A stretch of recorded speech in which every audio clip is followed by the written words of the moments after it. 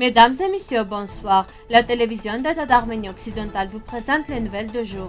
La mission de la délégation de l'Arménie occidentale à Ani, toute route traversant le territoire de l'Arménie avec une logique de corridor et exclue Armen Grigorian, il faut enfin dessouler avant qu'il ne soit trop tard et que l'instinct d'autodéfense ne s'exprime. Grigori Ayvazian, la capacité de l'OSU à assurer la sécurité dans la région est remise en question.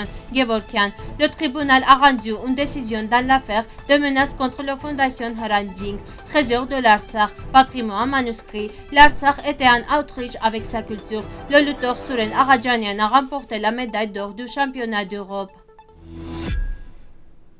La délégation composée de députés et de membres du gouvernement d'Arménie occidentale dirigée par le président de la République d'Arménie occidentale, Armenak Abrahamian, poursuivant sa mission dans la patrie, s'est arrêtée devant les ruines de la ville d'Ani, autrefois capitale arménienne, berceau de culture et de civilisation. Cette fois, la mission de notre délégation était l'observation, car Ani a inscrit sur la liste du patrimoine culturel mondial de l'UNESCO, et cette structure globale a l'obligation directe de préserver, voire de restaurer et de maintenir sous contrôle constant les ruines d'Ani, ainsi que toute la zone qui l'entoure. À noter que dans la description publiée sur la liste officielle de l'UNESCO, Ani est présentée comme une ville fondée par des Arméniens.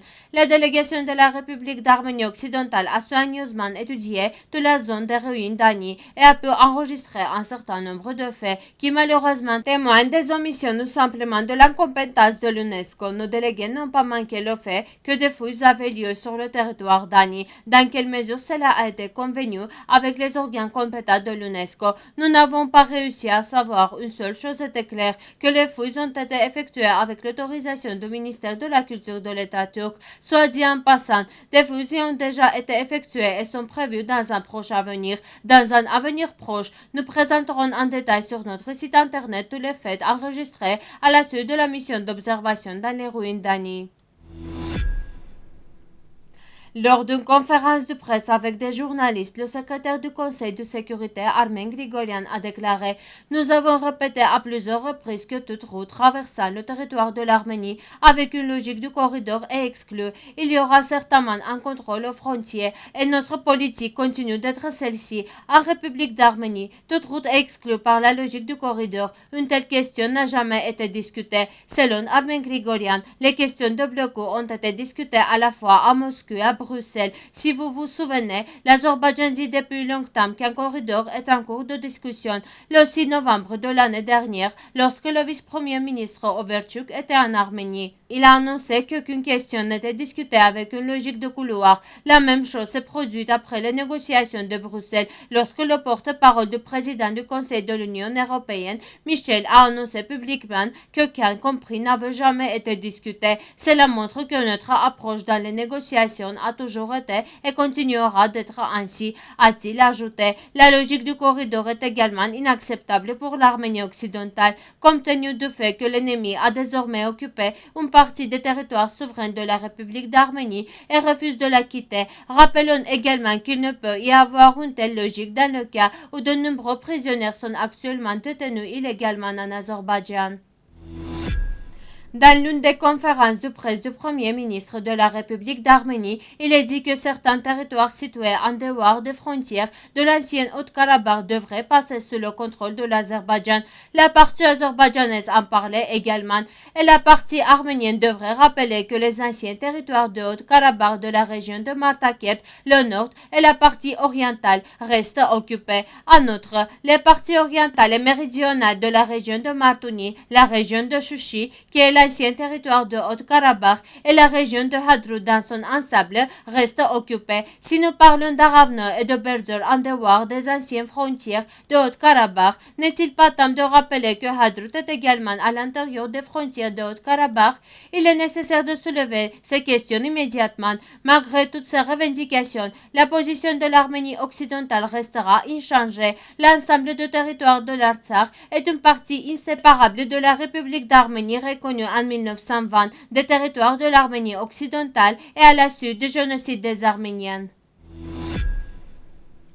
Le vice-ministre des Affaires étrangères de la République d'Arménie, Vahey Gevorkyan, a souligné l'importance de l'implication de l'OSCE dans la libération des prisonniers de guerre arméniennes. Dans son discours, Gevorkyan a également noté que les violations prolongées du régime de cessez-le-feu établi par l'Azerbaïdjan dans la déclaration trilatérale du 9 novembre 2020, indiquant qu'une coopération efficace des pays participants est nécessaire pour contrer les défis sécuritaires sur le territoire de l'OSCE, exprimant son soutien au format de la coprésidence du groupe de Minsk de l'OSCE. Gevorkyan a souligné l'importance de ces activités visant à assurer la réalisation du droit du peuple d'Artsakh, y compris la détermination de son propre avenir en tant qu'objectif clé du règlement du conflit d'Artsakh. L'Arménie occidentale étudie le processus en cours et donnera sa réponse appropriée si nécessaire. Les 27, 28 et 30 mai, un verdict a été rendu par email à la Fondation Hrantzik dans le cadre de l'affaire contre Ersin Başkan et Hussein Atesh pour menaces par lettre anonyme ou signe conventionnel. Lors de la réunion, les avocats du parti protestèrent, notant qu'ils sont généralement d'accord avec la décision, soutiennent que le crime en question, dans lequel le meurtre de Hrantzik a été mentionné, a été commis sur la base de l'existence ou de la propagation de la menace d'organisation. En conséquence, les avocats exigent que les prévenus soient punis pour un crime qualifié de menace délibérée. En défense, l'avocat des accusés a exigé de les acquitter, déclarant qu'ils n'avaient rien à voir avec une organisation et que la qualité spécifiée du crime n'avait rien à voir avec la situation. Le tribunal a condamné Hussein Atesh à 2,5 ans de prison pour un crime qualifié de menace en chaîne conjointe et Ersin Başkan à 2 ans de prison pour le même crime. Les avocats de la Fondation Hrantzik ont déclaré que les accusés devraient être punis pour menace délibérée. L'Arménie occidentale exprime son soutien aux Arméniens qui ont déposé une requête juste devant la Cour et note qu'aucun cas leurs droits ne peuvent être violés. L'Artsakh, 10e province de la Grande Arménie, était l'un des centres de l'écriture arménienne. Mesrop Mashtots a jeté les bases de l'éducation arménienne en ouvrant la première école à Amaras en Artsakh du 11e à 12e siècle. Outre la construction d'églises, l'art de l'écriture et de la bibliographie s'est développé et des centres d'écriture ont été établis avec une riche collection de manuscrits. Les monastères de Gandzasar, Khadavank, Dadivank, Gtchavank, Metsarans, Surp Hakop, Yeritz, Mankans et Apôtre Yeriché, le désert biblique de Kusanans et la région de Ganzak ont été déclarés centres d'écriture. La destruction délibérée du patrimoine culturel est un crime commis pendant la guerre et la communauté internationale appelle donc à sa protection et sa préservation comme moyen d'étendre le bien-être mondial. Le rédacteur en chef Hako Passatrian a écrit sur sa page Facebook: Hier, le théâtre dramatique de Stepanakert a achevé sa tournée européenne avec sa dernière représentation à Vienne en présentant la pièce Trois pommes sont tombées du ciel de la réalisatrice new-yorkaise Karine Kocharian, basée sur le roman du même nom de Narine Abgarian. L'Artsakh avec sa culture était en Autriche hier, montrant que malgré la situation difficile, le peuple d'Artsakh est fort non seulement par son héroïsme, mais aussi par sa culture.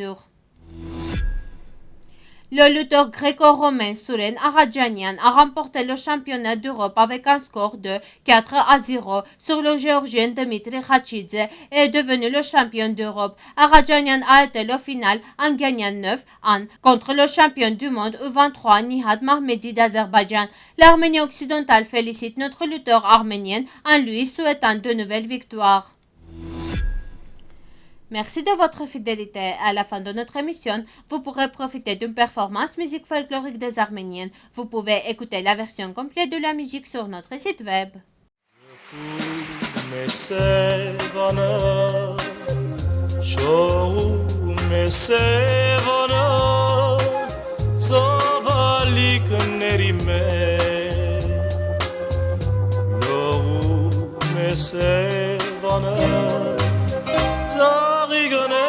Zagigane Antara Zagigane Tuksiro Galodi Anamora Zagane